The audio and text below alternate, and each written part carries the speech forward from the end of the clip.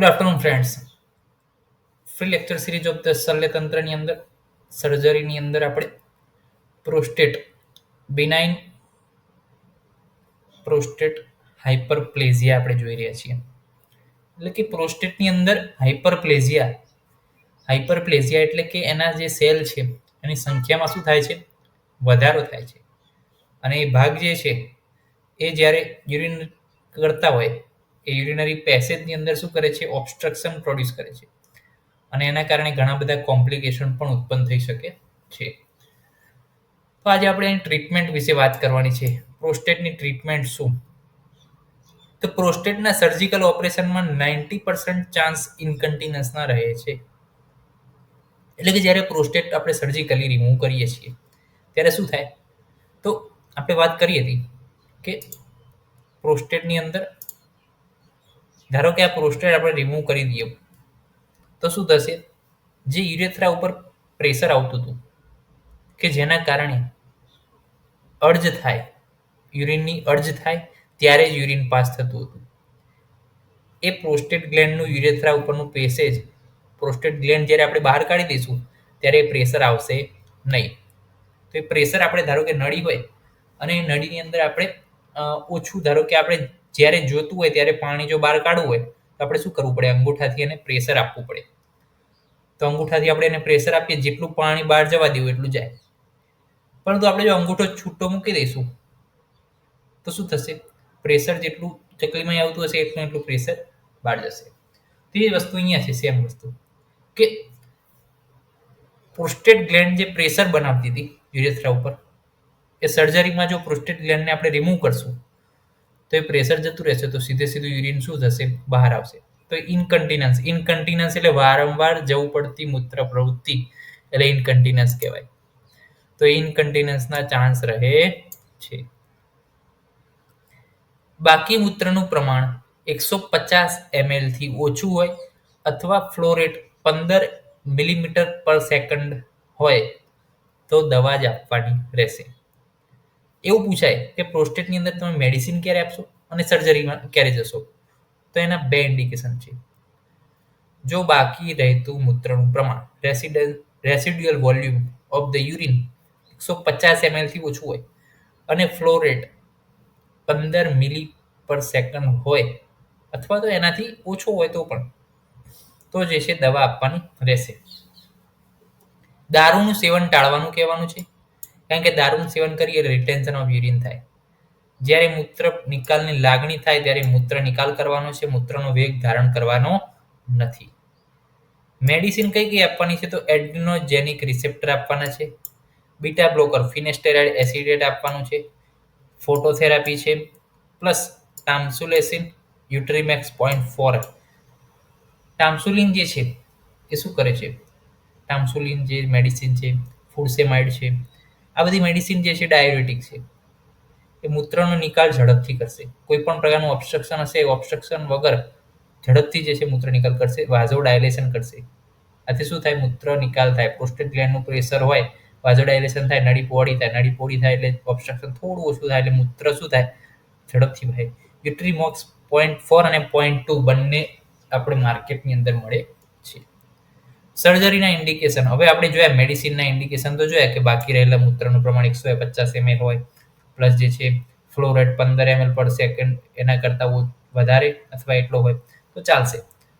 પરંતુ જો બાકી રહેતા મૂત્રનું પ્રમાણ 200 ml કરતાં જો વધી જાય, પ્લસ મૂત્ર નિકાલ વખતે જો એની અંદરથી લોહી પડે, ઇમેચ્યુરિયા થાય, હાઇડ્રોનેફ્રોસિસ થાય, કિડનીની સાઇઝમાં વધારો થાય, મૂત્રનું અવરોધ એટલે કે મૂત્ર પેશાબ જે છે રોકાઈ જાય, પથરી જો વધારે વાર થતી હોય વારંવાર, અને ફ્લો રેટ 10 મિલીમીટર પર જે છે મિનિટ કરતાં પણ ઓછો હોય તો જે છે આપણે સર્જરી તરફ જવું પડે. સર્જરી જે છે 4 પ્રકારની છે: સુપ્રાપ્યુબિક પ્રોસ્ટેક્ટોમી, રિટ્રોપ્યુબિક પ્રોસ્ટેક્ટોમી, પેરિનિયલ પ્રોસ્ટેક્ટોમી અને ટ્રાન્સયુરેથ્રલ રિસેક્શન ઓફ ધ પ્રોસ્ટેટ TURP. સુપ્રાપ્યુબિક એટલે કે પ્યુબિક સુપ્રા એટલે ઉપરથી, રિટ્રો એટલે નીચેથી, પેરિનિયલ એટલે પેરિનિયમ જે છે એ ભાગથી, અને યુરેથ્રલના ટ્રાન્સમાં રિસેક્શન કરવાનું છે પ્રોસ્ટેટનું. એ રીતના એટલે કે ક્યાંથી તમે જે છે પ્રોસ્ટેટનું શું કરો છો, ઇન્સિઝન લઈને પ્રોસ્ટેટને બહાર કાઢો છો, રિમૂવ કરો છો, એ આના આધારે જે સર્જરીના નામ આપ્યા છે. આપણે વાત કરીએ છીએ એક મેઇન પ્રસિદ્ધ TURP. બીજી 3 યાદ રાખવાની નથી, ખાલી કોન્સેપ્ટ યાદ રાખવાના છે. બાકી એક્ઝામમાં જે છે આ મહત્વની છે.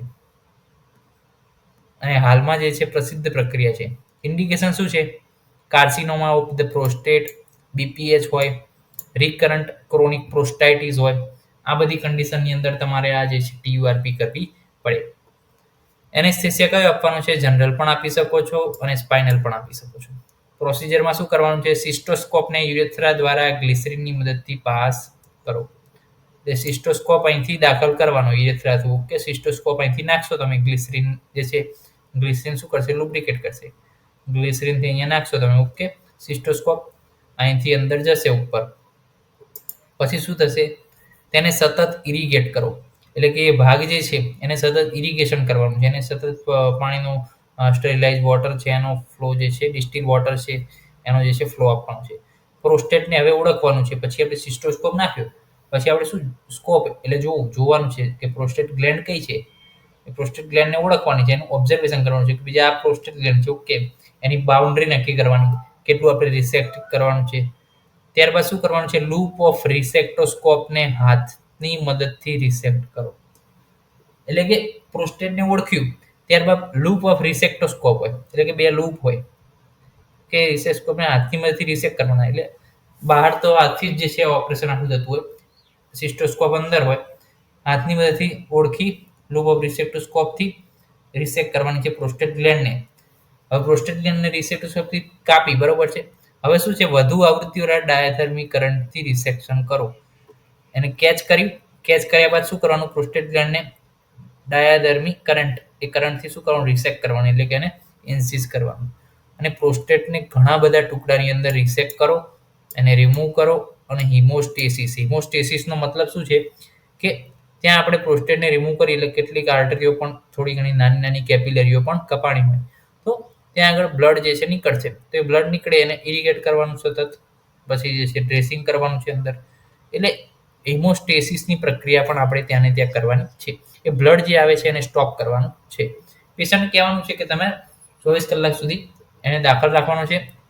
24 કલાક સુધી એનું મોનિટરાઇઝ કરવાનું છે, કેટલું યુરિન પાસ કરે છે, એમાં કેટલું ઇમેચ્યુરિયા છે. પોસ્ટ ઓપરેટિવમાં શું છે? 3-વે ફોલેસ કેથેટરથી સલાઇનથી બ્લેડરનું સતત ઇરિગેશન કરો. એટલે બ્લેડરને સતત સાફ કરવાનું. શેનાથી? 3-વે ફોલિસ કેથેટરથી. એન્ટીબાયોટિક આપવાની અને 72 કલાક સુધી કેથેટરાઇઝેશન કરવાનું રહેશે.